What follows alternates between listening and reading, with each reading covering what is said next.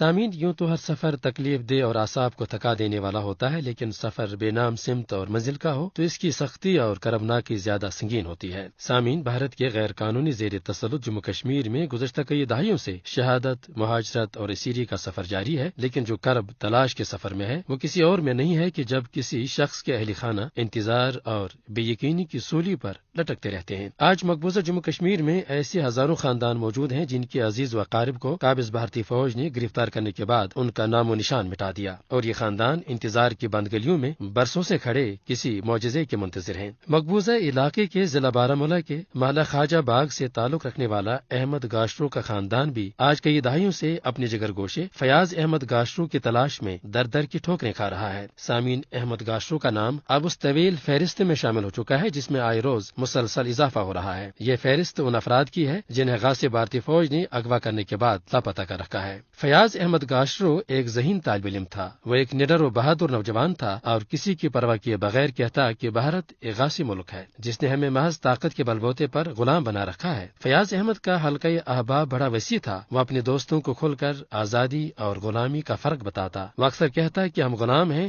اور غلامی کی زنجیروں کو توڑنے کے لیے نوجوان نسل پر بھاری ذمہ داری عائد ہوتی ہے۔ سامعین، فیاض احمد گاشرو کی یہی بے باکی اور یہی سچائی ظالم بھارتیوں کے لیے ناقابل قبول تھی، چنانچہ وہ ان کی نظر میں خار بن کر کھٹکنے لگا اور اس کی کڑی نگرانی کی جانے لگی۔ بالآخر ستمبر 1991 کے رات قابض بھارتی فوج CRPF کے ایک دستے نے فیاض احمد کے گھر پر دستک دی۔ گھر کے مکین دستک سن کر جاگ پڑے۔ انہوں نے دروازہ کھولنے میں تاخیر کی تو قابض درندوں نے دروازہ توڑنے کی کوشش کی۔ چاروں ناچار دروازہ کھول دیا گیا۔ قابض فوجیوں نے نہ صرف گھر میں توڑ پھوڑ کی اور اہل خانہ کو بری طرح زدکوب کیا، بلکہ انہوں نے گھسیٹ کر 20 سالہ طالب علم فیاض احمد گاشرو کو اپنی گاڑی میں ڈال دیا۔ یہ رات فیاض کے گھر والوں نے روتے ہی گزار دی۔ صبح جب فیاض احمد کی گرفتاری کی خبر پھیلی تو خواجہ باغ کے لوگ جمع ہو گئے۔ انہوں نے نزدیکی فوجی کیمپ کا رخ کیا، تاہم کیمپ کے انچارج کرنل نے فیاض کی گرفتاری سے لا تعلقی ظاہر کی، حالانکہ شواہد کے مطابق اس سے اسی کیمپ میں رکھا گیا تھا۔ سامعین، فیاض کے اہل خانہ نے مقبوضہ جموں کشمیر کا چپا چپا چھان مارا، لیکن اس کا کوئی سراغ نہ مل سکا۔